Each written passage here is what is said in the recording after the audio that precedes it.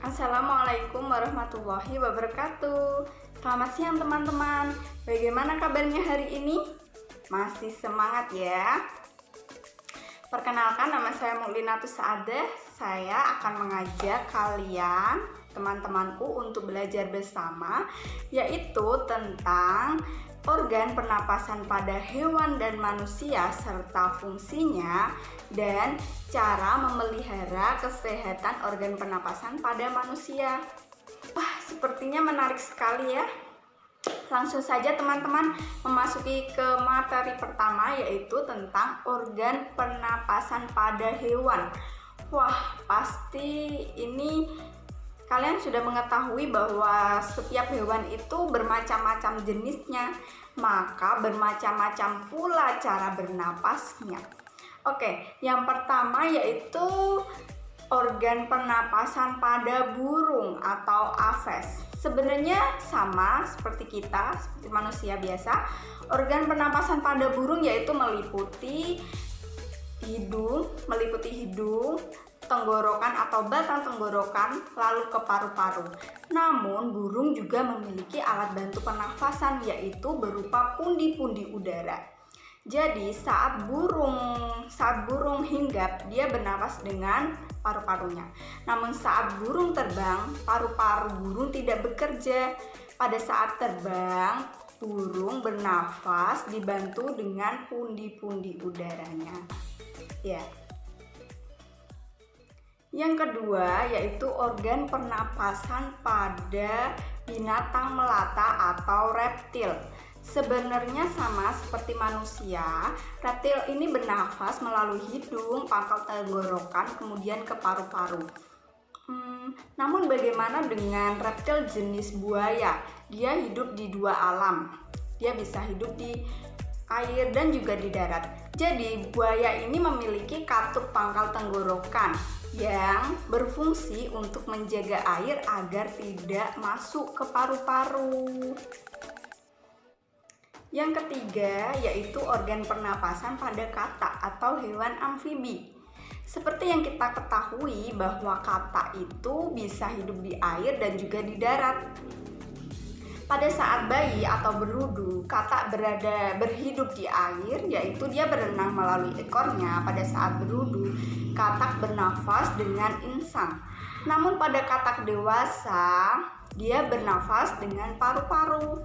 Oh iya teman-teman, katak tidak punya diafragma ya. Keluar masuknya udara ke paru-paru dikerjakan oleh otot-otot rahang bawah. Selain paru-paru, katak juga bernafas dengan kulit dan rongga mulut. Yang keempat yaitu organ pernapasan pada ikan atau Pisces. Ikan bernafas dengan insang. Kalau belum tahu, insang ikan itu berada di sebelah kanan dan kiri kepala ya. Bentuknya itu berupa lembaran-lembaran dan berwarna merah. Mungkin kalian bisa lihat saat ibu kita beli ikan mau dimasak ya. Yang kelima yaitu organ pernapasan pada serangga. Contohnya belalang. Serangga bernafas melalui trakea. Trakea itu berupa pipa bercabang-cabang yang sangat halus. Trakea dapat mengalirkan oksigen sampai ke seluruh bagian tubuh. Yang terakhir yaitu organ pernapasan pada cacing. Cacing tanah ya. Cacing bernapas menggunakan tulit. Bagaimana prosesnya? Kulit cacing selalu basah, hal itu memudahkan masuknya oksigen ke seluruh bagian tubuh dan keluarnya karbon dioksida. Ya, ini tadi kita sudah mengetahui banyak hal tentang organ pernapasan pada hewan. Selanjutnya kita akan membahas organ pernapasan pada manusia.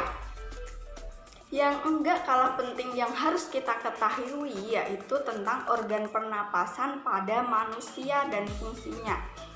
Setiap hari kita bernafas, jadi kita harus tahu proses-prosesnya dan organ-organ yang membantu kita dalam bernafas. Yang pertama yaitu hidung atau pangkal hidung ini ya.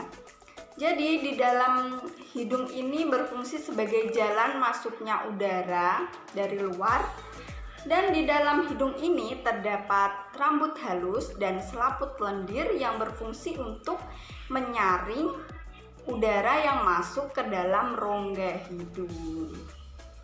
Yang kedua ada faring. Faring atau tenggorokan. Ini jadi udara dari rongga hidung akan masuk ke faring. Dan faring itu merupakan perjabangan dua saluran, yaitu bagian depan saluran pernapasan dan bagian belakang saluran pencernaan. Dan yang ketiga yaitu ada laring, beda ya. Laring ini pangkal tenggorokan. Jadi organ pernafasan yang menghubungkan faring dengan trakea. Di dalam laring ini terdapat epiglotis dan pita suara. Yang keempat ada trakea. Trakea merupakan batang tenggorokan dan tenggorokan ini berupa pipa yang panjangnya kurang lebih 10 cm. Yang kelima ada bronkus.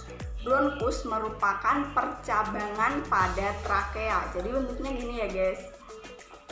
Yang keenam ada bronchiolus. Bronchiolus merupakan cabang-cabang kecil dari bronkus. Untuk lebih jelasnya kita bisa melihat gambar di samping.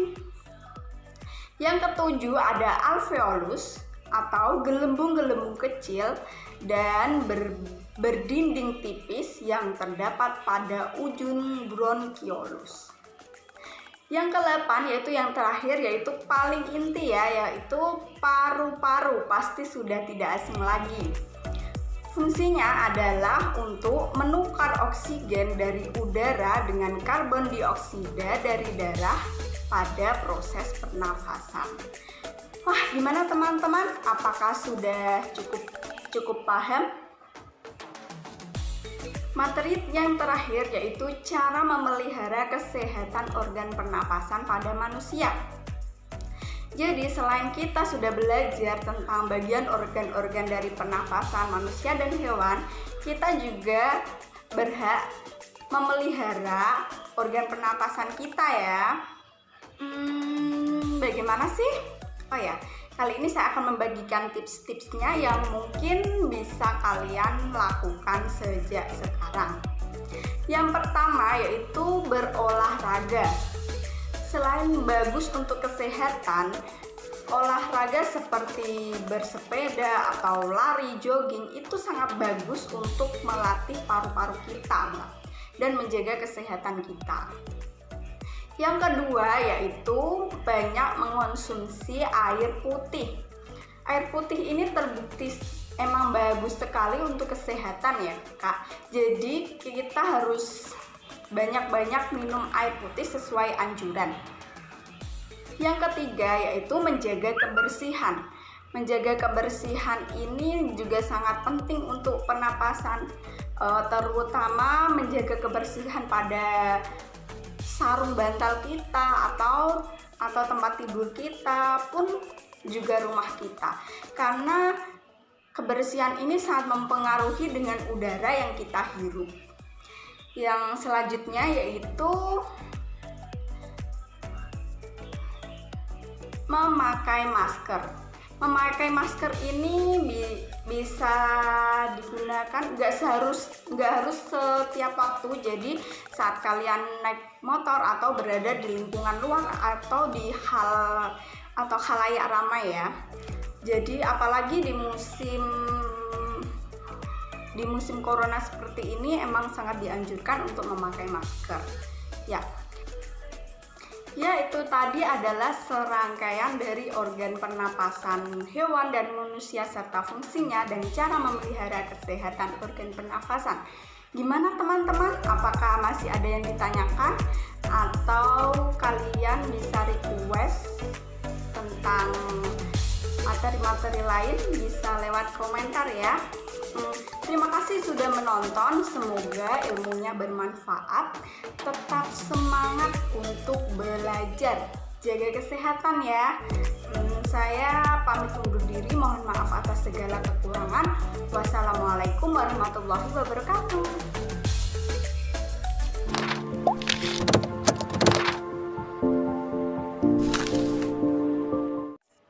Oh ya teman-teman, tadi kita sudah belajar tentang berbagai macam organ pernapasan. Kali ini saya telah membuat sebuah alat peraga pernafasan yang saya buat sendiri. Tentunya ini sangat sederhana, yaitu seperti ini. Jadi ilustrasinya ini adalah trakea atau batang tenggorokan, dan cabang 2 itu adalah bronkus ya. Yang kedua balon di dalam adalah paru-paru. Bagaimana sih sistem kerja dari proses bernafas pada paru-paru itu? Seperti ini ya teman-teman. Maka paru-paru akan berkembung kempis seperti ini.